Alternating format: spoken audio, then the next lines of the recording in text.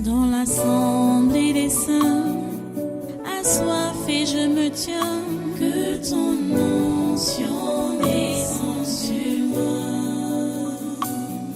Conscient que mon destin est dans le creux de ta main, que ton onction descende sur moi. Je suis disposé, assoiffé, que ton onction descende sur moi. Je suis disposé, assoiffé, que ton onction descende sur moi.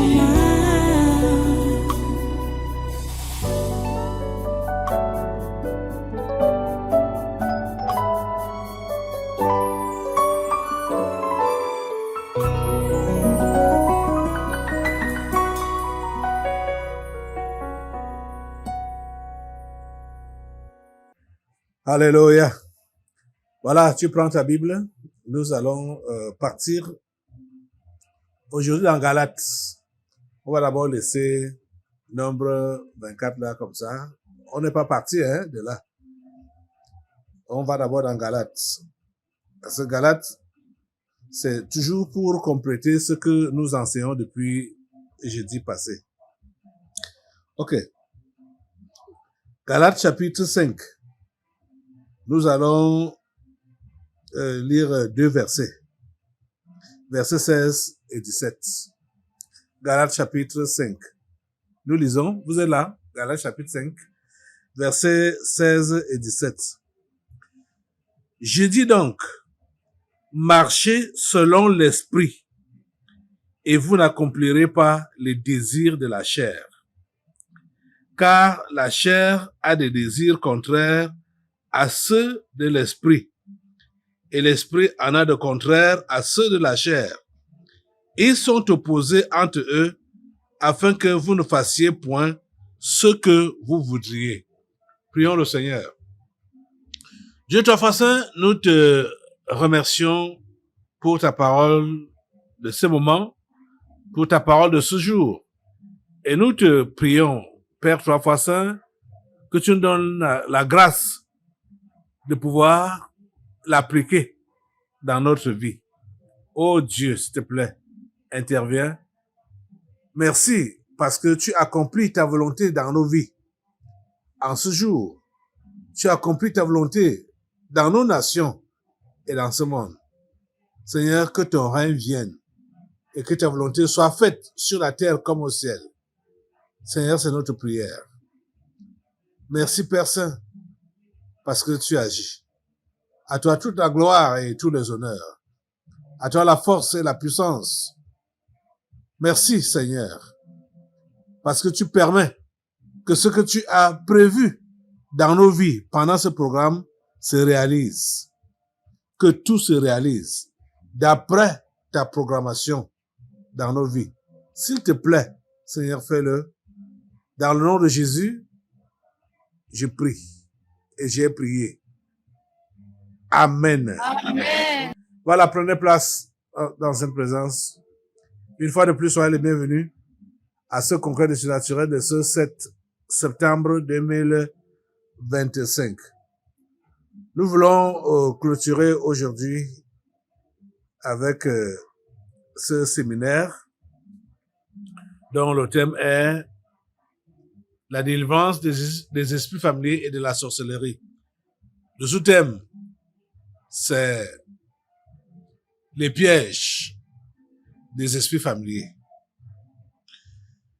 Je préfère toujours rappeler depuis les débuts jusqu'à là où nous sommes maintenant là, nous avons pris 2 exemples dans la Bible depuis des mois aujourd'hui.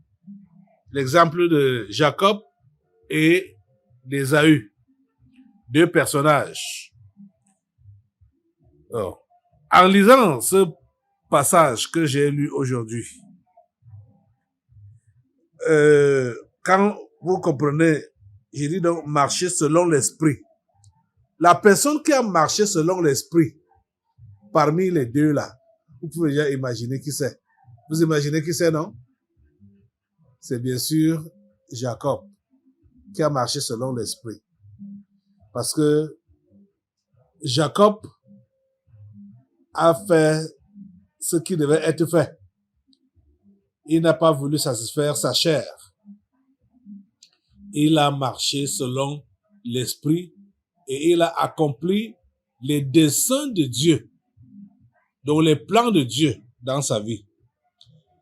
Je dis donc, marchez selon l'esprit et vous n'accomplirez pas les désirs de la chair. Par contre, son frère Ésaü, lui, c'est les désirs de la chair qu'il n'a eu qu'accomplir. Et c'est l'héritage là, le lot là, qu'il a donné, qu'il a transféré à sa progéniture. Donc, on peut donc voir que Jacob marchait selon l'esprit et Ésaü marchait selon la chair. Et le conseil est donné clairement à toi, maintenant enfant de Dieu. Marche selon l'esprit et tu n'accompliras pas les désirs de la chair. C'est la marche de l'esprit qui nous donne cette opportunité-là de ne pas accomplir les désirs de la chair. Vous savez qu'il y a une bataille qui se mène entre la chair et l'esprit. La chair veut se satisfaire et l'esprit veut nous conduire dans les voies de Dieu. Marcher selon l'esprit, c'est quoi au juste? C'est quoi en fait? Jésus a dit, les paroles que je vous donne sont esprit et vie. Marcher selon l'esprit. On comprend donc que c'est marcher selon la parole de Christ. Marcher selon le conseil de Dieu. C'est ça, marcher selon l'esprit. Donc, en fait, la personne qui marche selon l'esprit est une personne obéissante aux instructions de Dieu. Donc déjà, la personne qui écoute les paroles de Dieu, qui écoute les instructions de Dieu et qui les met en pratique. C'est ça, marcher selon l'esprit. Qu'est-ce que Jacob a fait? Jacob a écouté le conseil de ses parents qui lui ont dit, ne prends pas une fille de cette contrée où nous sommes. Ce sont des païens. Ne fais pas comme ton frère. Ton frère a pris des païennes. Et voilà maintenant, nous avons les maux de tête. Ça ne va pas. Depuis que ces femmes sont entrées dans cette concession, nous avons les maux de tête. On ne peut pas supporter. Si toi aussi tu prends le genre de femme là, nous sommes finis. C'est comme ça que les parents de Jacob lui ont dit. Et lui ont dit, ok, maintenant là, tu vas à Padan Aram. C'est là-bas que tu iras prendre une femme pour toi. Ce garçon a écouté la voix de ses parents, les parents qui, bien sûr, représentaient Dieu. Pas comme nos parents d'aujourd'hui, hein. Un parent qui est crânien va te dire que c'est moi qui suis ton Dieu. Quel Dieu? Isaac et Rebecca, c'était des gens qui créaient Dieu. Et ils créaient le vrai Dieu, le créateur du ciel et de la terre.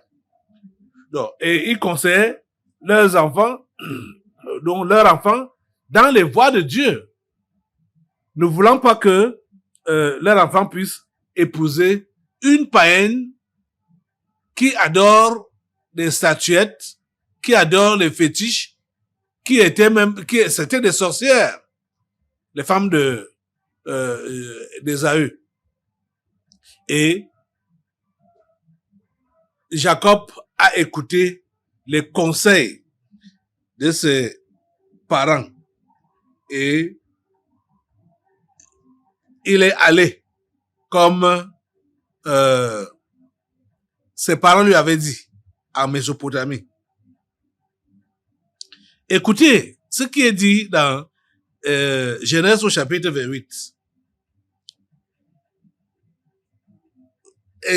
Genèse chapitre 28. À partir du verset 6. Ésaü vit qu'Isaac avait béni Jacob et qu'il avait envoyé à Padan Aram pour y prendre une femme. Et qu'en le bénissant, il lui avait donné cet ordre. Tu ne prendras pas une femme parmi les filles de Canaan. Vous comprenez ça? Verset 7. Il vit que Jacob avait obéi à son père et à sa mère et qu'il était parti pour Padan Aram. Les paroles de Rebecca et d'Isaac avaient été obéies par Jacob. C'est ça, marcher selon l'esprit, c'est marcher d'après le conseil de Dieu. Vous voyez, ceci a permis à Jacob de ne pas accomplir les désirs de la chair. Pour Ésaü, il voyait que le temps était déjà passé, il fallait qu'il se marie, il fallait qu'il ait aussi une femme à la maison, qu'il ait des enfants. Il voulait faire comme il voyait les gens faire autour de lui, les gens de son âge, et parfois même moins que son âge, faire autour de lui. Il dit, mais moi j'attends quoi? Je vais aussi faire comme eux, sans chercher le conseil de Dieu. Donc, sans chercher le conseil de ses parents. Vous êtes en train de comprendre? Et c'est ça qui a fait à ce que Jacob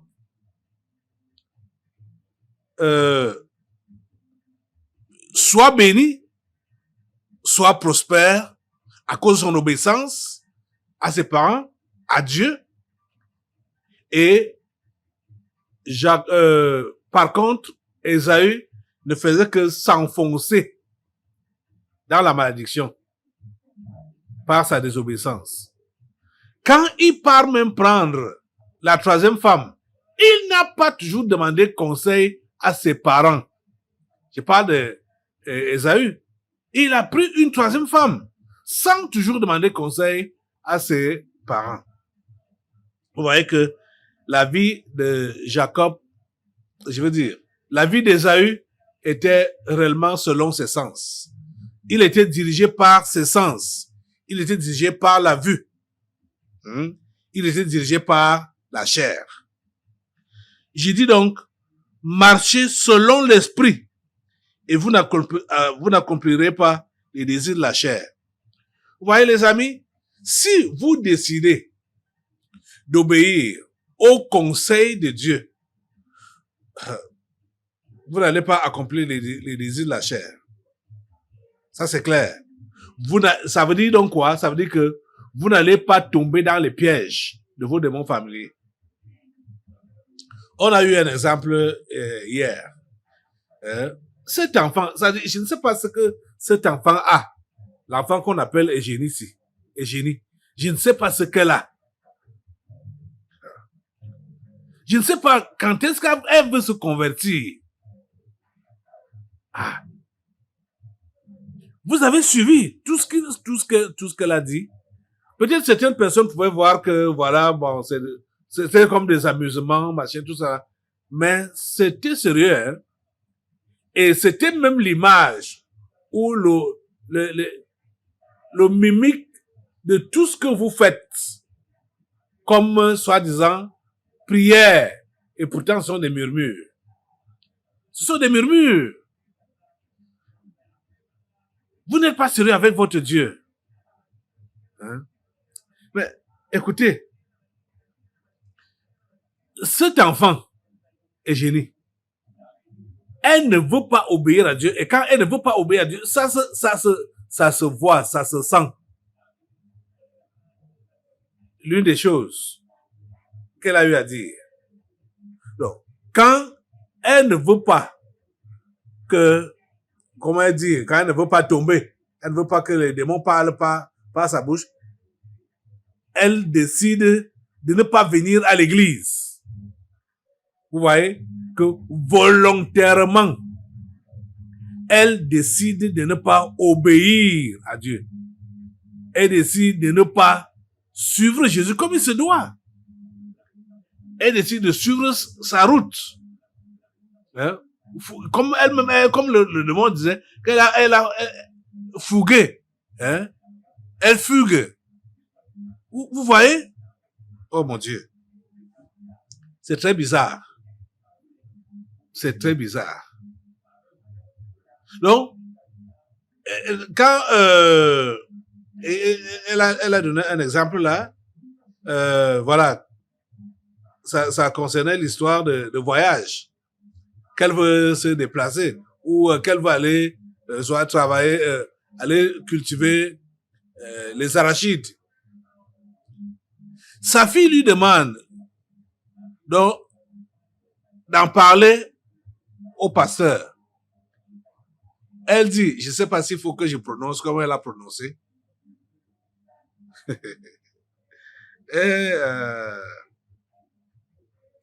ça dit grossièrement, elle a dit que donc maintenant là, il faudrait que même s'il faut aller faire, moi je dis ça d'une manière polie, même si je dois aller faire mes besoins, je dois en parler au pasteur.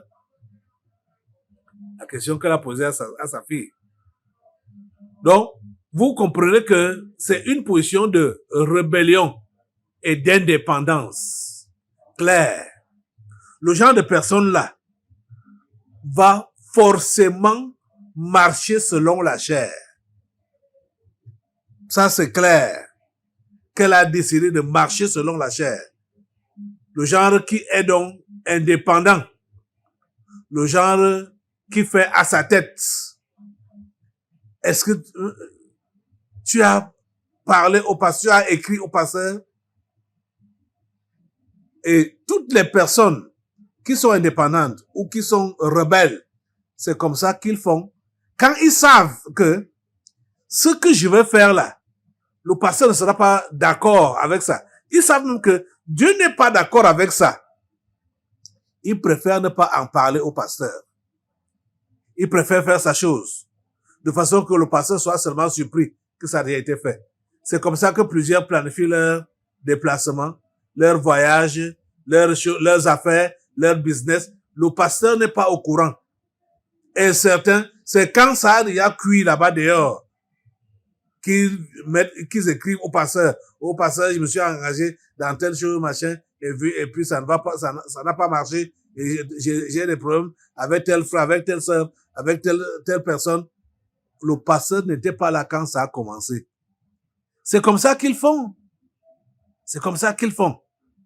Vous ne pouvez pas prospérer quand vous êtes des chrétiens rebelles, des chrétiens indépendants. Vous ne pouvez pas prospérer. J'ai enseigné ici sur l'importance de la couverture spirituelle. Vous devez être sous la couverture spirituelle. Vous devez vous rassurer que tout ce que vous faites, votre berger est au courant et a approuvé. Que votre berger est au courant et a approuvé. Là, vous avez sa bénédiction. Clairement, ça dit, il n'y a pas... Vous allez prospérer. Vous allez réussir. Ça, c'est clair. Mais plusieurs préfèrent marcher selon la chair, selon leur désir. Oui, j'ai déjà trop vieilli. Et le pasteur ne veut pas qu'on se marie ici à l'église. C'est comme ça que les gens disaient. Je ne sais pas s'ils ont continué à dire ça quand ils ont vu que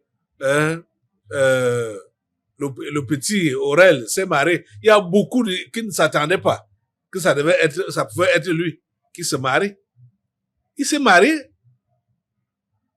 Vous voyez? Mais vous autres,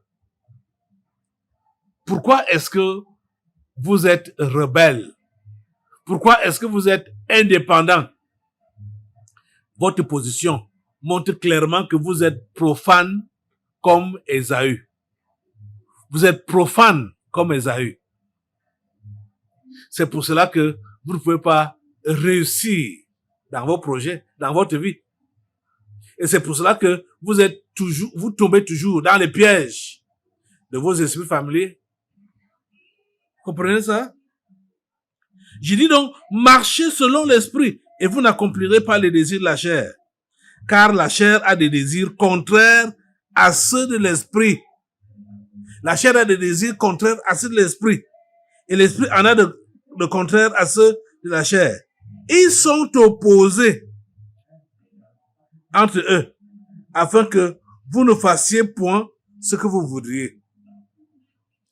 Est-ce que vous avez le désir de faire vraiment la volonté de Dieu? Marcher d'après sa parole. C'est marcher d'après son esprit. Vous comprenez? Donc, marcher d'après le conseil de Dieu. Et le conseil de Dieu vous vient de votre berger, de votre pasteur. Marchez d'après ce conseil-là. C'est là que vous n'accomplirez pas les désirs de la chair. Soyez comme Jacob, qui a su écouter les directives et les conseils de ses parents. Vous comprenez? Vous ne perdez rien. Vous ne perdez rien en obéissant aux instructions de Dieu, en obéissant au conseil de Dieu. Vous ne perdez rien. Mais vous perdrez tout si vous n'écoutez pas les conseils de votre berger. Donc, si vous n'écoutez pas les conseils de votre Dieu, vous n'allez pas prospérer. Vous comprenez ça? Hein? Vous n'allez pas prospérer. Je vais vous lire un autre passage. Allons dans le deuxième livre des Chroniques, au chapitre 20, verset 20.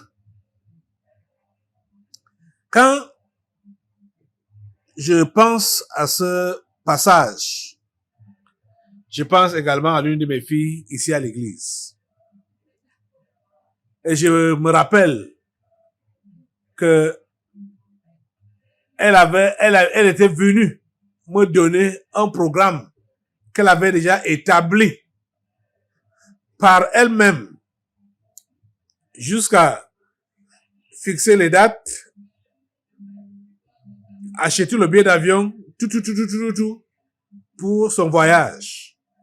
C'est là qu'elle vient me dire que voilà, je vais voyager, je voyage, je pars au Nigeria. Ah. Je pars au Nigeria, je m'en vais rencontrer le prophète. Je suis invité. J'ai reçu l'invitation. Donc, elle était officiellement invitée. Ah. Bon, le prophète, c'est quelqu'un que j'appréciais et que je connaissais comme un serviteur de Dieu. Mais, quand cette sœur est venue me parler de son voyage, je savais que ce n'était pas approprié pour elle d'aller ou d'effectuer ce voyage.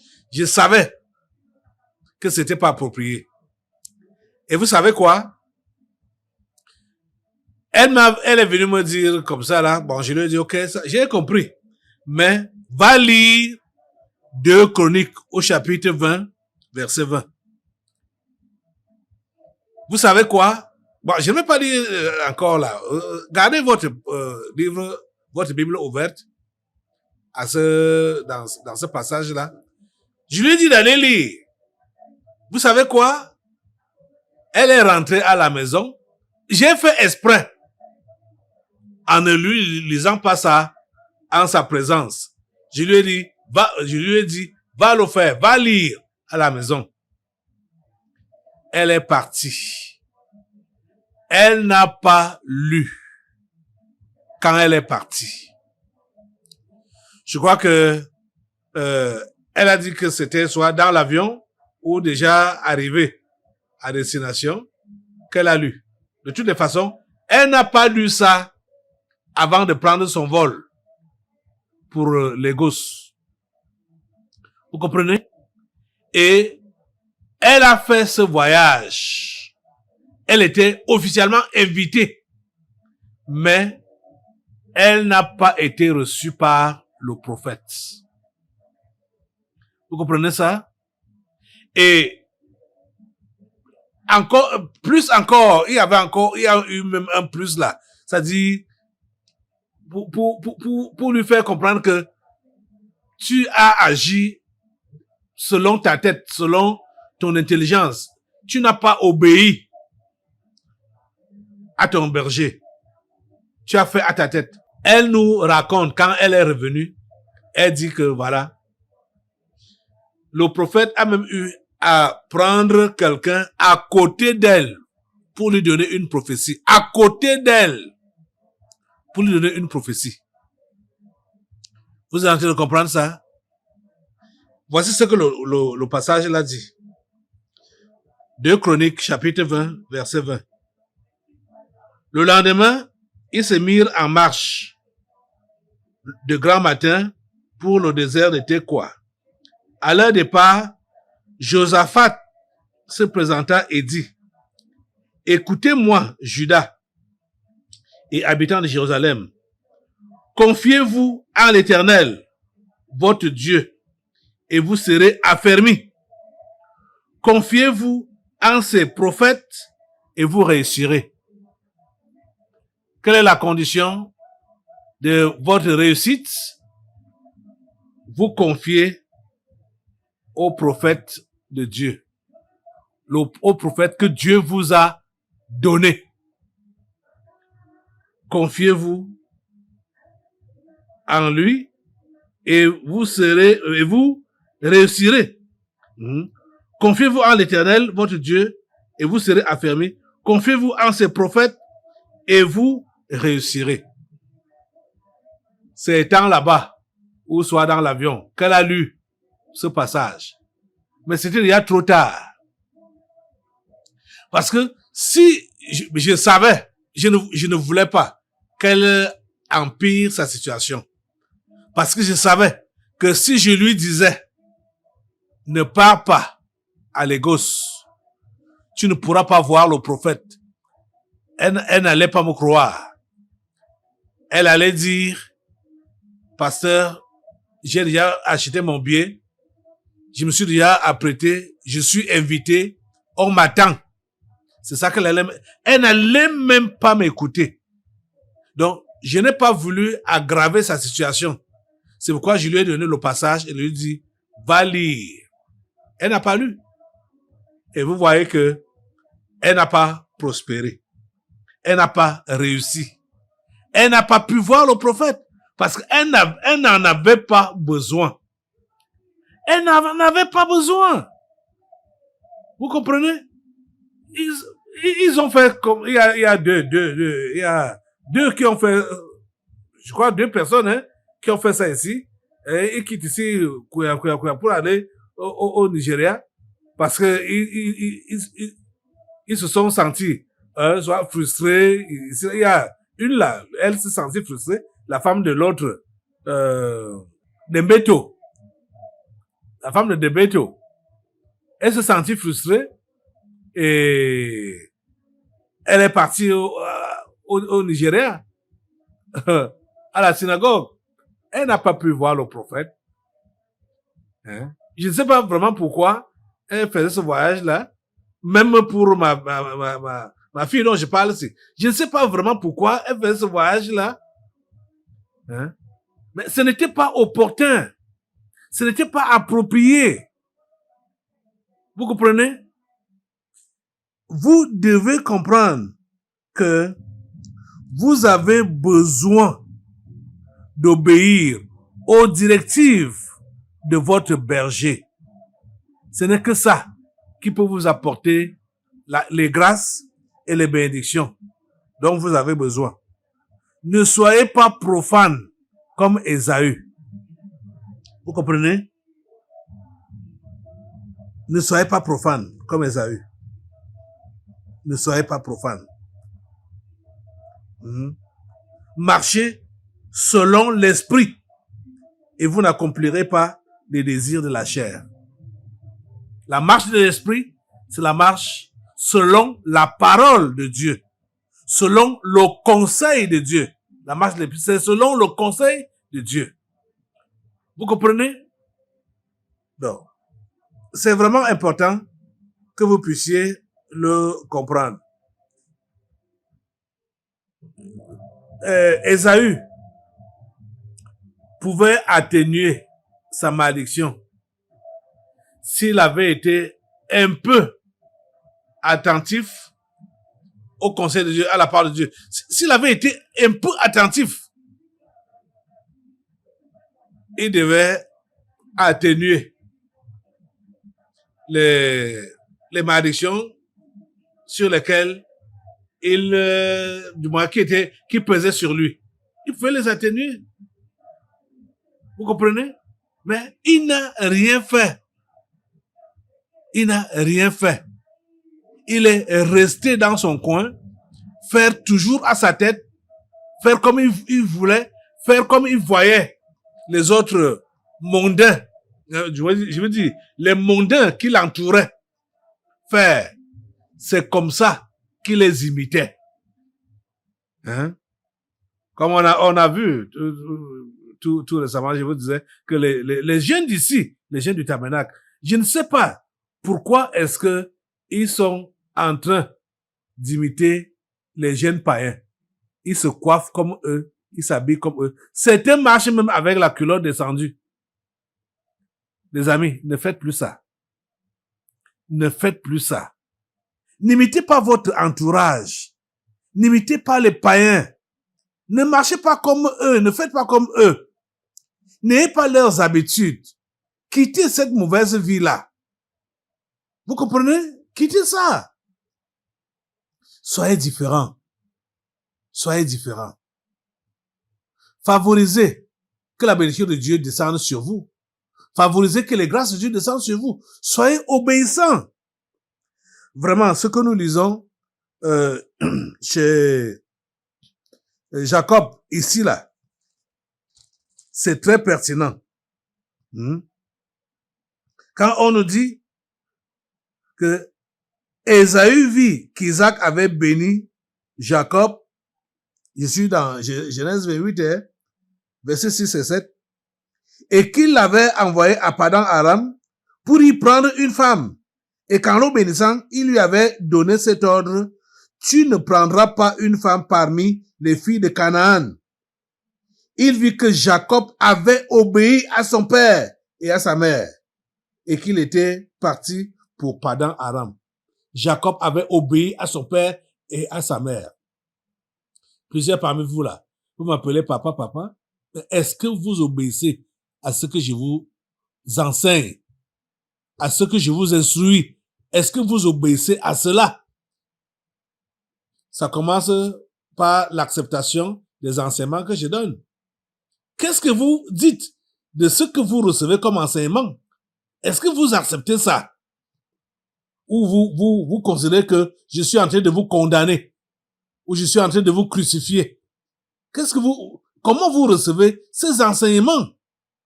Vous dites que vous êtes mes enfants. Hein? Comment vous recevez les conseils que vous recevez? S'il vous plaît, décidez aujourd'hui de marcher selon l'esprit et non selon la chair. Ne copiez pas ces mauvais exemples qui sont autour de vous, qui sont là dans le monde. Prenez ces décisions-là ce matin. Levez-vous sur vos pieds et priez Dieu.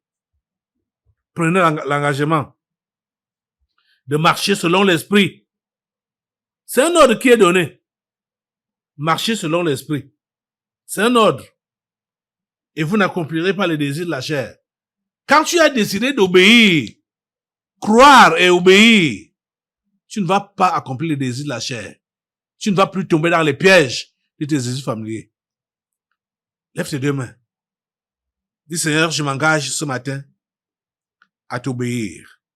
Je m'engage ce matin à marcher selon l'esprit, c'est-à-dire selon ta parole, selon tes conseils. Aide-moi, Seigneur. Me voici. Tiens-moi par la main et conduis-moi.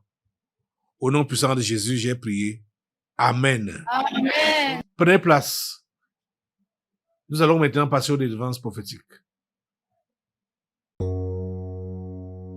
Dans l'assemblée des saints, assoiffé je me tiens, que ton onction descende sur moi. Conscient que mon destin est dans le creux de ta main, que ton onction descende sur moi. Je suis